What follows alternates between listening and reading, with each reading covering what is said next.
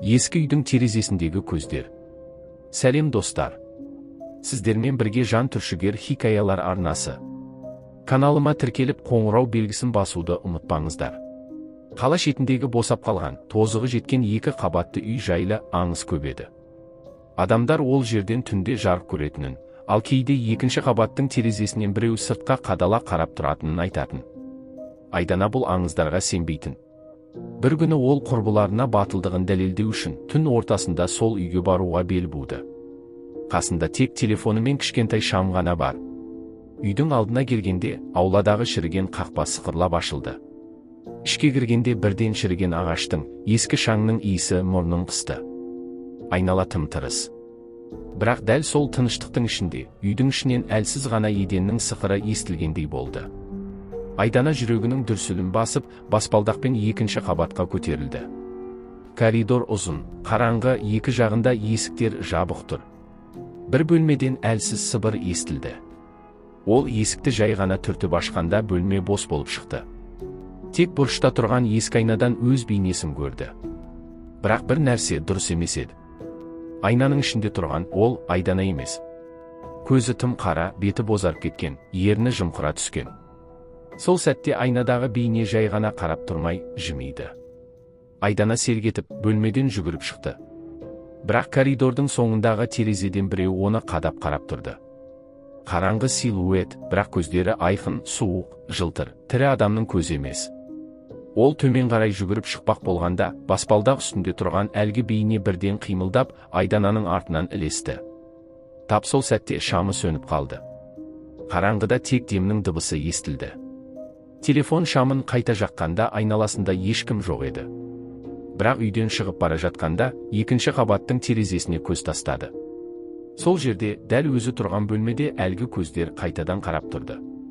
Үйден ұзап кеткенде ғана Айдана бір нәрсені байқады. Өз телефонының алдыңғы камерасы ашық қалыпты.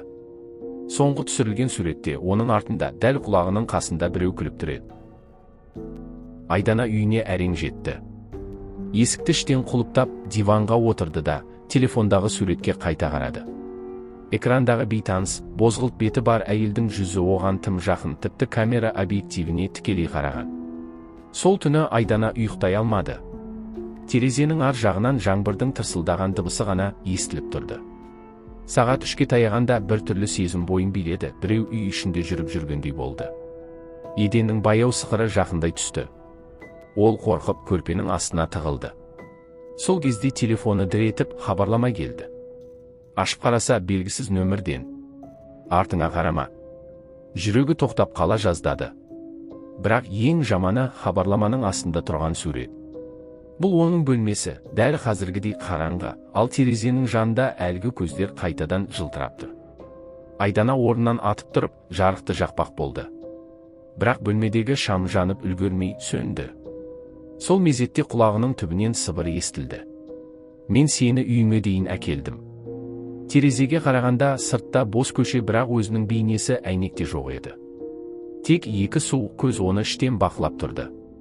Айдана артқа шегініп, қабырғаға тірелді. Терезедегі көздер қозғалмай, тек оны бақылай берді. Бір сәтте әйнек баяу сықырлап, ішке қарай ашыла бастады. Ешқандай жел жоқ еді, бірақ бөлмеге суық, сыз иісі жайылды. Кенет жарық сөнді. Қараңғыда тек демнің дыбысы, бірақ бұл дыбыс бір емес, 2 еді. Біреу дәл қасында тұр. Сен мені көрдің, енді кетпейсің деген дауыс құлағына сыбырлады. Айдана айқайлап бөлмеден атып шықты. Бірақ дәліз өз үйінікі емес еді. Ол қайтадан сол ескі үйдің ұзын, қараңғы коридорында тұрғанын түсінді. Есіктер баяу ашылып, әр бөлмеден бос көздері бар силуэттер шығып келе жатты. Телефон шамын қосып қалғанда экрандағы уақыт 03:00-ді көрсетті. Дәл сол уақыт, аңыз бойынша көздер пайда болатын шақ. Ол артқа бұрылып үлгермеді. Өйткені біреу мойнынан ұстап, қараңғылықтың ішіне сүйреп әкетті. Таңертең көршілер Айдананың үйінің терезесінен біреу қарап тұрғанын көргенін айтты. Бірақ бұл жолы ол адам емес еді, тек 2 суық, жылтыр көз. Айдана артқа шегініп, қабырғаға тірелді. Терезедегі көздер қозғалмай, тек оны бақылай берді. Бір сәтте әйнек баяу сықырлап, ішке қарай ашыла бастады. Ешқандай жел жоқ еді, бірақ бөлмеге суық, сыз иісі жайылды. Кенет жарық сөнді. Қараңғыда тек демнің дыбысы, бірақ бұл дыбыс бір емес, екеу еді. Біреу дәл қасында тұр. Сен мені көрдің, енді кетпейсің деген дауыс құлағына сыбырлады. Айдана айқайлап бөлмеден атып шықты. Бірақ дәліз өз үйінікі емес еді. Ол қайтадан сол ескі үйдің ұзын, қараңғы коридорында тұрғанын түсінді. Есіктер баяу ашылып, әр бөлмеден бос көздері бар силуеттер шығып келе жатты.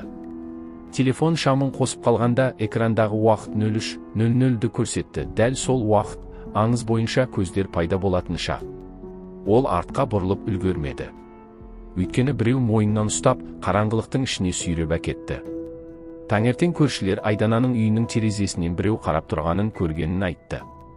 Бірақ бұл жолы ол адам емес еді, тек екі суық, жылтыр көз.